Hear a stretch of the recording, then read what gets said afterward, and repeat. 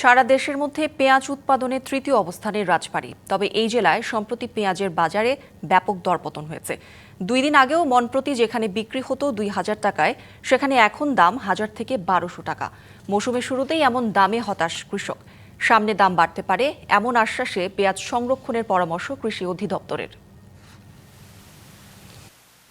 মৌসুমের শুরুতে বিভিন্ন মাঠ থেকে পেঁয়াজ তোলায় ব্যস্ত সময় পার করছেন রাজবাড়ী জেলার কৃষকরা। দেশের মোট চাহিদার 15% পেঁয়াজ সরবরাহ করেন রাজবাড়ীর কৃষকেরা। তবে মৌসুমের শুরুতে পেঁয়াজের দাম নিয়ে হতাশ জেলার কৃষকেরা। 2-3 দিন আগেও প্রতি কেজি পেঁয়াজ 50 টাকা দরে বিক্রি হলেও বর্তমানে তা নেমে এসেছে 27 টাকায়। অনাকাঙ্ক্ষিত দরপতনে ক্ষতির মুখে রাজবাড়ীর চাষিরা। 2 দিন আগে বাজার ছিল 2000 টাকা, আর 2 দিন পরে বাজার হলো 1200 টাকা। 2100 থেকে যদি 1200 টাকা মন চলে আসে, তাহলে এই কৃষকের কি অবস্থা হবে? বাজারে সরবরাহ বেশি থাকায় ন্যায্য দাম পাচ্ছেন না কৃষক। অন্যদিকে খুচরা পর্যায়ে দাম কমার কোনো নেই লক্ষণ।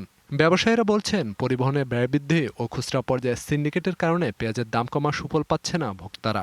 সানশাইন আটা ময়দা সুজি, ভালোবাসায় তৈরি। প্রচুর পরিমাণে আমদানি, কথা বলছেন, যার কারণে অটোমেটিক দাম কমে গেছে। মূলত বেশি লাভ করে হলো যারা খুচরা ব্যবসায়ী আছে, এরা মূলত বেশি লাভ করে। সিন্ডিকেট এই জায়গায়।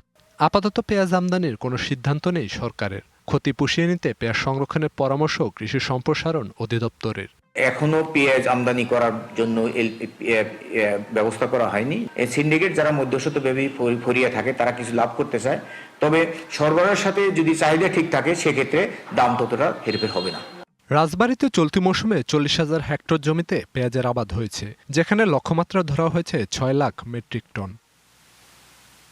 DBC news desk.